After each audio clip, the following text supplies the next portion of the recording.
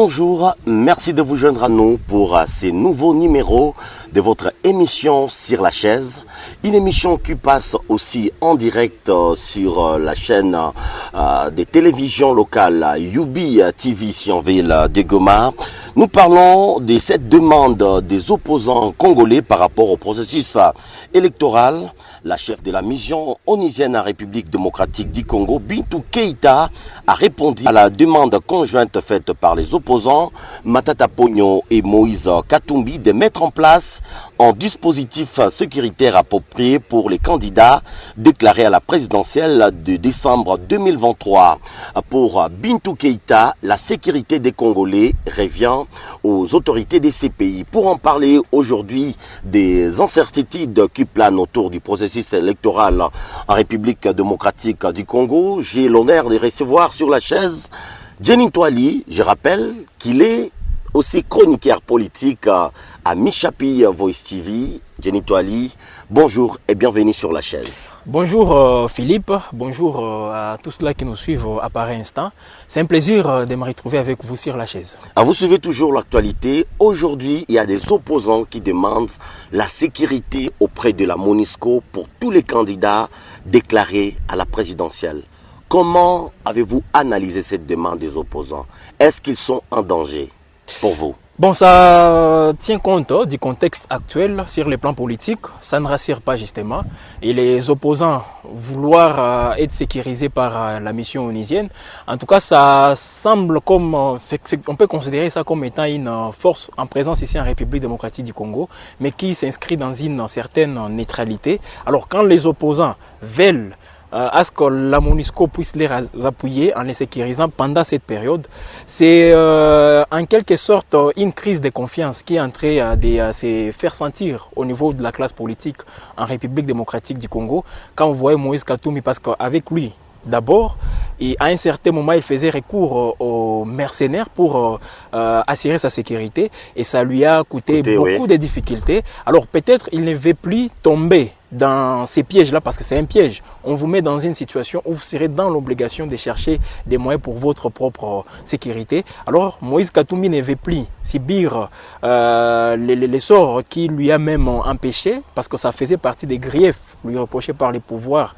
les régimes passés. Alors il ne veut plus tomber dans cette incertitude, dans ces pièges-là. Voilà pourquoi il tend. Déjà, il se dirige vers la MONUSCO. Bon, la réponse a été, c'est que vous venez même de donner comme précision en introduisant cette émission.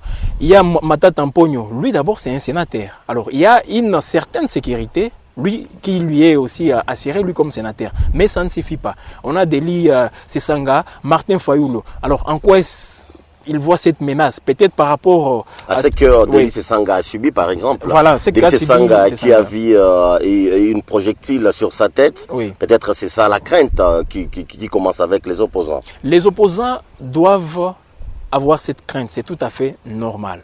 Est-ce que les autorités congolaises ne rassurent pas, Jenny? Parlons de tout ce qui se passe depuis le début de ce processus électoral. Bon, les autorités congolaises... Peut-être ce qui le met trop mal, c'est avec la mort de Chéribé Okende. Peut-on dire ça? Oui, avec la mort de Chéribé Okende, oui. En quelque sorte, les opposants sont en insécurité à pareil moment. Cette insécurité ne se justifie pas tout simplement parce qu'ils sont ambitieux, pas vraiment. Mais si vous voyez tout le processus politique depuis 2018 jusqu'à maintenant, les choses sont en train de s'intensifier. Dans la mesure où il y a des ambitieux, les gens ont manifesté leurs ambitions pour la présidentielle par exemple. Alors se sentir en insécurité, c'est tout à fait normal. Parce que c'est une course. C'est une course, bien sûr. Mais c'est ce que nous sommes en train de fustiger. Parce qu'il faut laisser le terrain à tout le monde. Que tout le monde puisse donner son avis, qu'il puisse vendre aussi son programme politique. Et c'est à la population de juger qui est mieux placé pour diriger le pays pour les 5 prochaines années. Alors nous ne sommes pas encore sur ces points-là parce qu'il y a cette sportivité n'est pas au rendez-vous actuellement.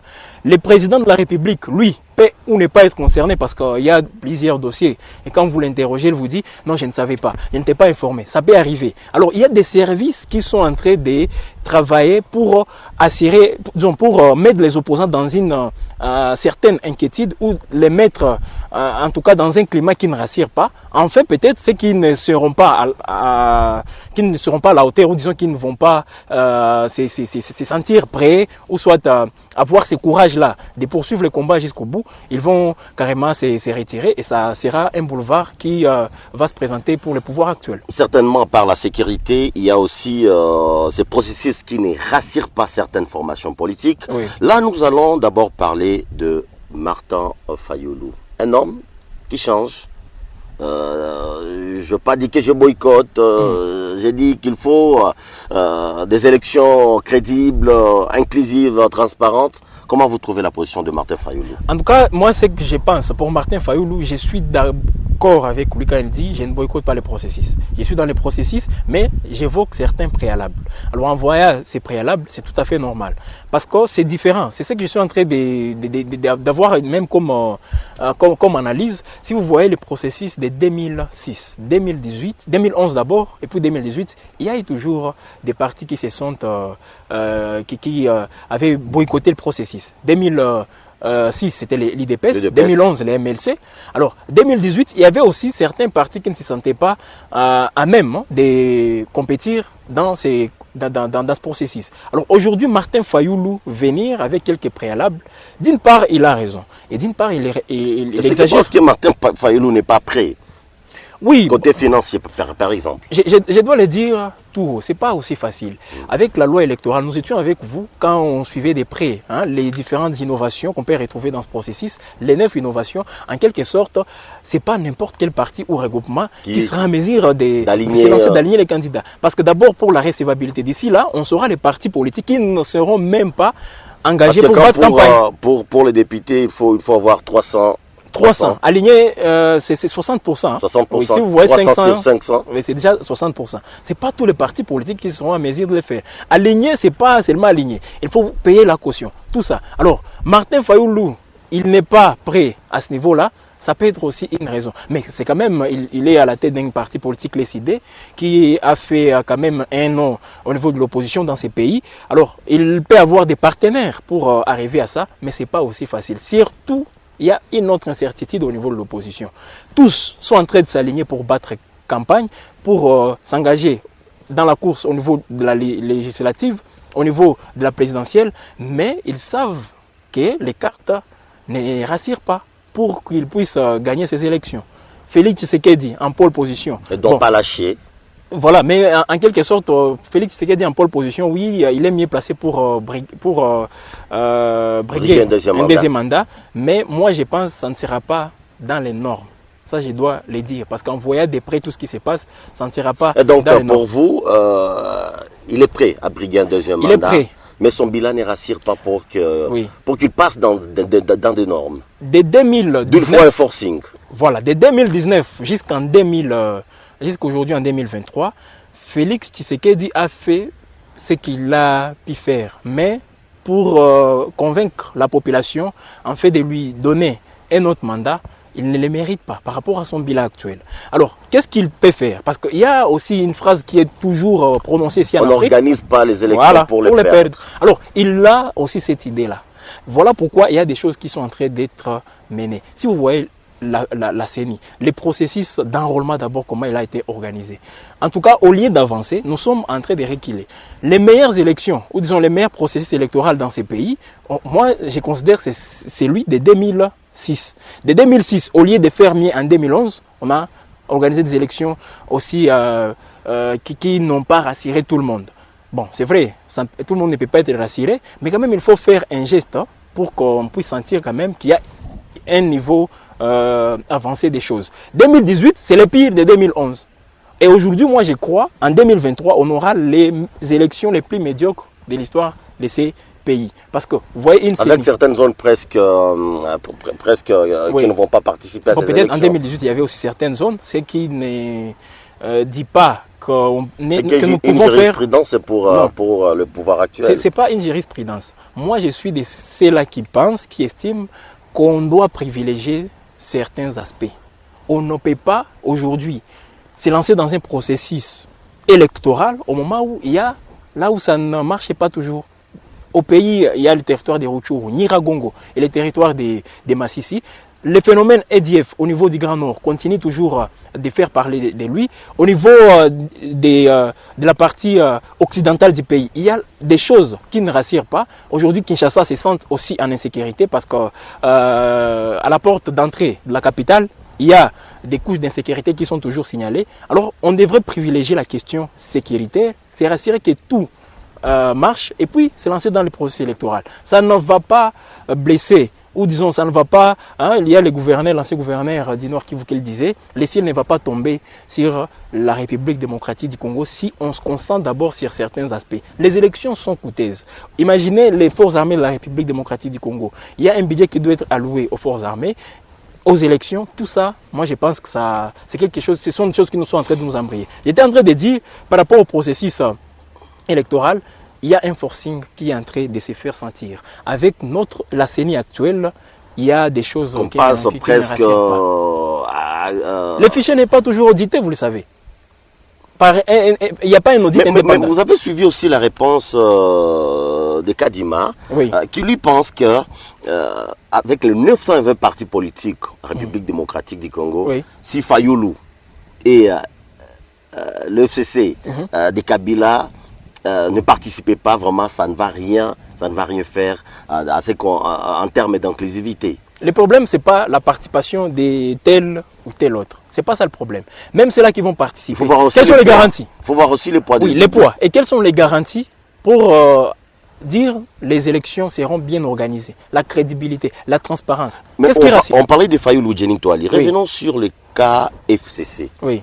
Pourquoi les FCC boycottent? Parce que pour les KFCC, il faut dire boycotter quand même. Oui, pour les FCC, ils boycottent, mais ils ont aussi des préalables. Peut-être si ces préalables trouvent des réponses, ils vont se lancer dans ces processus. Parce qu'eux évoquent la Cour constitutionnelle qu'il faut revoir, les bureaux de la CENI.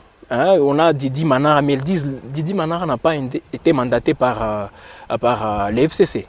Bon, ils peuvent le dire. Et si on voit très bien, peut-être, ils ont raison. Alors, les FCC, c'est un poids important aussi. C'est une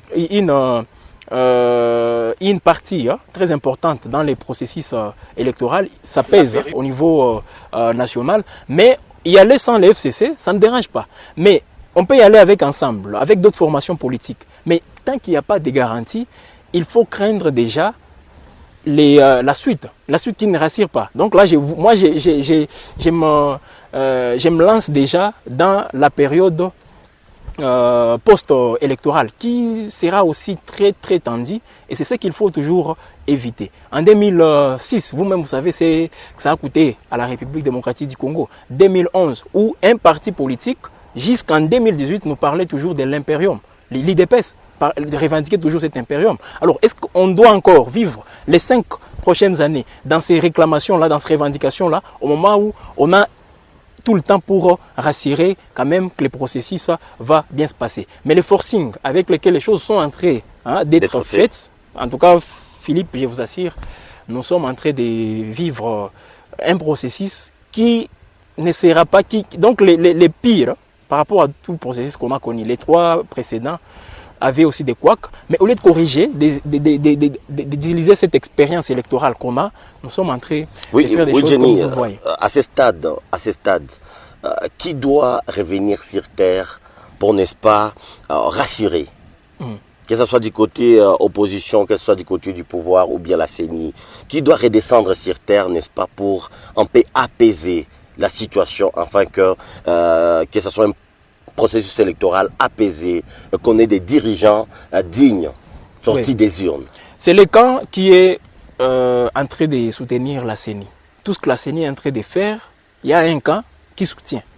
Même les processus d'enrôlement qu'on a connus, par exemple ici en ville de Goma, les cartes aujourd'hui qui s'effacent, il y a même, nous étions avec vous, on nous a parlé de 20 000 Goma tracés qui ne sont pas toujours enrôlés par rapport aux prévisions de la CENI.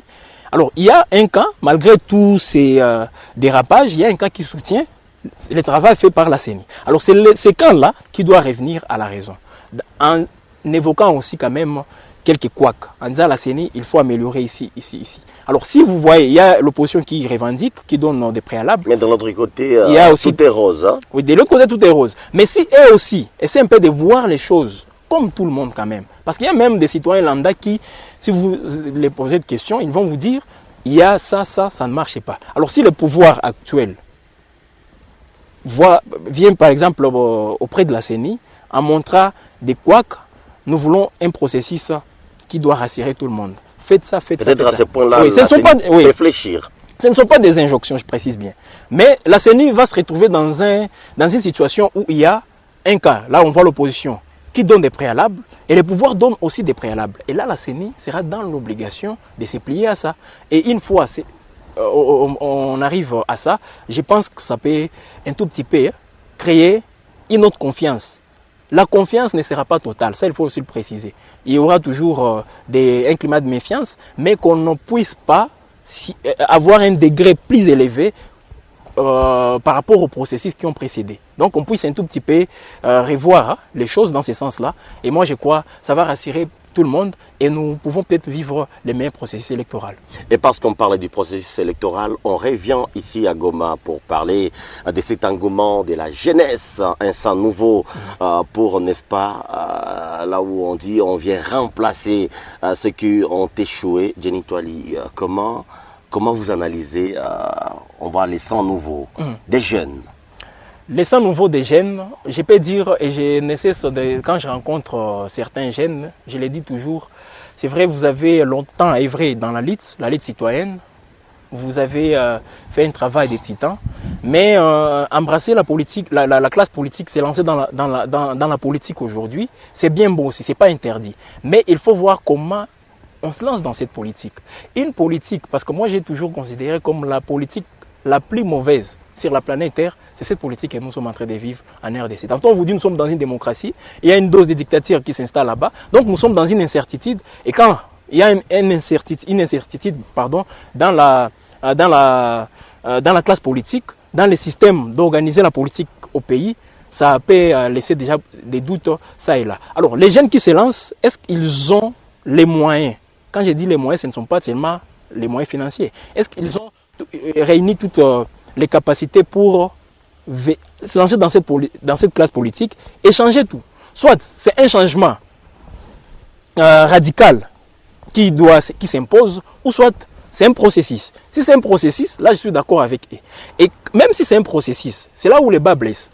Imaginez tous ces jeunes qui se lancent aujourd'hui dans quand je parle des jeunes, moi je me base d'abord aux jeunes des mouvements citoyens. Parce qu'ils ont cette rage. Hein, ils veulent vouloir changer les choses automatiquement. Croire changer s'ils arrivaient au pouvoir. Et dans les institutions. Ils vont changer les choses. Ça ne passe pas. Ils n'ont pas la réalité peut-être en face. Alors, il faut y aller avec peut-être des estimations.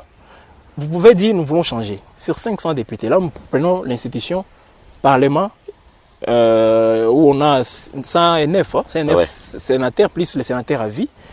Il y a 500 députés. Si vous y allez en disant, nous pouvons peut-être atteindre, nous pouvons aller même 200 jeunes très engagés qui seront dans l'Assemblée nationale. Là, c'est bon. Mais chacun le fait dans son camp. Il y a d'autres qu'on a retrouvés dans l'Union sacrée et qui critiquaient l'Union sacrée hier. Aujourd'hui, ils sont dans cette Union sacrée. Il y a d'autres qui se sont directement dirigés dans l'opposition. Alors, il y a déjà une différence au niveau de ces mouvements citoyens, de ces jeunes des mouvements citoyens. Alors, étant déjà divisés, ils se lancent dans la politique pour venir changer. Vous voyez ce qu'ils vont atteindre cet objectif. Mais essayons un peu d'analyser avec objectivité, Jenny. Il y a ce qui étonne. Aujourd'hui, avec ce système-là de jeunes influenceurs, je vois des jeunes, peut-être tu es animateur de mariage, tu parles au micro 2 à 3 fois, mais tu te dis, bon, je suis aussi candidat. Est-ce que vous sentez le poids que vous portez tout en vous déclarant candidat, député provincial ou député national? C'est une mauvaise politique toujours qui s'est déjà Nous avons vu des musiciens au Parlement, mais quelle a été des journalistes, youtubeurs. En quoi ils nous ont été utiles? Voilà. Alors Philippe Bileo, comme je le disais, c'est une mauvaise politique dans laquelle nous nous retrouvons aujourd'hui en République démocratique du Congo. Pourquoi? Tout le monde aujourd'hui se trouve déjà un leader, ou disons, il a une opinion, quelque part, il dit, moi aussi je vais faire la politique. Sans avoir aussi même des bases solides. Quand je parle de bases solides, ce n'est pas le nombre de gens qui sont en train de vous soutenir au quartier ou dans la commune. Non, non. Des bases solides sont là, les capacités dont vous disposez pour apporter un plus dans l'évolution de la nation. Mais sur ces points-là, nombreux ne sont pas à la hauteur. Alors qu'est-ce qu'il faut faire? On peut avoir les moyens. Mais pourquoi ne pas aller investir dans autre chose? Mais tout le monde veut aujourd'hui investir dans la politique. C'est là où on peut gagner la vie facilement. C'est rentable, automatiquement. Vous êtes dans l'Union sacrée, 21 000 $, tous les avantages auxquels vous serez soumis. Déjà, les gens se disent, là ça va. Et c'est ça, c'est dans ça, cette classe politique, c'est soi-disant autorité morale, ils nous ont mis dans cette situation-là. Donc ils ont tout fait pour que cette jeunesse d'abord puisse dépendre d'eux. Imaginez quand ils viennent ici à l'aéroport. Ce sont ces jeunes qui viennent avec les drapeaux pour les accueillir. Mais s'ils avaient créé... Ils clochardisent voilà, la jeunesse. Si nous étions dans un climat, par exemple, qui rassure tout le monde, que les gens peuvent investir, se lancer dans l'économie, même dans la culture, et se retrouver. Si ce climat-là était bien assaini, ces jeunes n'allaient pas se lancer dans la politique. C'est là où ils seraient. Et quand ils arrivent ici à Goma, ils n'auront pas quelqu'un pour venir les accueillir à l'aéroport. Vous voyez. Donc c'est une situation, ils nous ont mis dans cette situation pour dépendre d'eux directement. Et la jeunesse ne voit pas tout ça. Les peu des moyens, c'est vrai, les partis politiques peuvent payer pour vous des cautions pour par exemple, postuler dans la campagne. Oui, la campagne, on ne va pas vous assister à 100%. Ce sont des moyens. Les moyens, là, pourquoi ne pas les orienter dans d'autres secteurs de la vie? On a plusieurs secteurs, ce n'est pas seulement la politique. Philippe Birogo, nous sommes avec vous ici. Vous faites bien votre travail comme journaliste. Pourquoi ne pas continuer dans ce travail-là? Et vous aussi, vous pouvez vous lancer, vous voulez vous lancer dans la politique. Il suffit que je quelques followers sur le compte YouTube. Je me déclare aussi candidat. Directement. Ce qui est grave. Toi, face à notre caméra pour une petite question, une petite réponse pour terminer avec vous. Oui. Dites-nous, à Goma, commençons par la République démocratique du Congo et puis vous allez chuter par Goma. Oui. Est-ce qu'il faut changer la classe politique actuelle?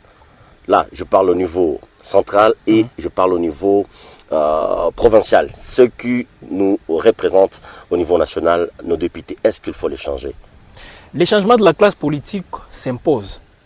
Et c'est maintenant qu'il faut changer cette classe politique.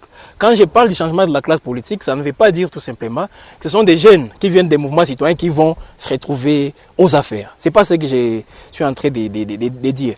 Les changements passent par un vent nouveau. Qu'on puisse avoir de nouvelles énergies qui vont peut-être nous apporter un changement.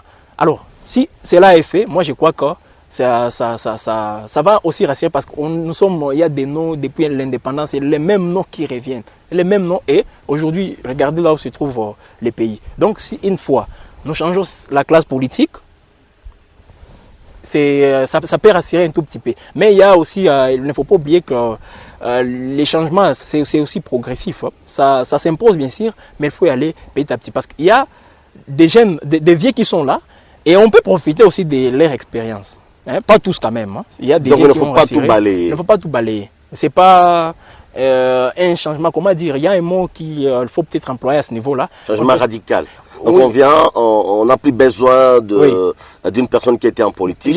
Il n'y a pas de génération spontanée. Ah oui. Voilà, on n'a pas de génération spontanée pour dire cette génération doit être remplacée automatiquement par celle-ci. Non, non. Mais si une fois on prend ceux qui ont fait mieux et ceux qui rassurent, on met les efforts ensemble, moi je crois que ça peut-être... Et pour un deuxième mandat du président actuel, comment vous trouvez?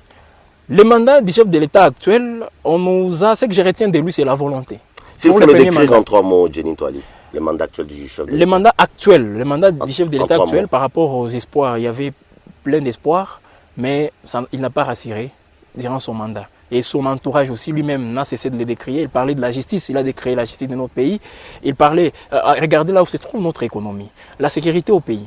Ce sont là les points importants, les secteurs importants qui peuvent rassurer. Mais on n'a pas... Donc, avec Félix Tshisekedi, les Congolais ne se sont pas sentis, en tout cas, n'ont pas senti cette fierté d'être appelés Congolais. Si je vous pose cette question, bien que ce n'est pas moi qui pose des questions, quel est un élément qui peut vous, Philippe Birogo, vous pousser à avoir cette fierté de dire je suis Congolais? Quel est cet élément?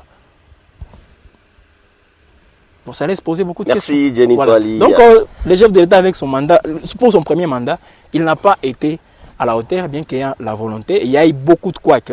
Ça peut ou ne pas dépendre directement de tout comme individu, mais si on voit tous les systèmes, ils n'ont pas rassuré. Merci, Jenny Toali. Oui. Le plaisir était pour nous de vous recevoir sur la chaise. Un plaisir partagé, je crois que ça ne sera pas la dernière fois. Merci de partager nos vidéos. Merci toujours de vous abonner à notre compte YouTube levolcanews.net. On se retrouve à la prochaine pour un autre numéro.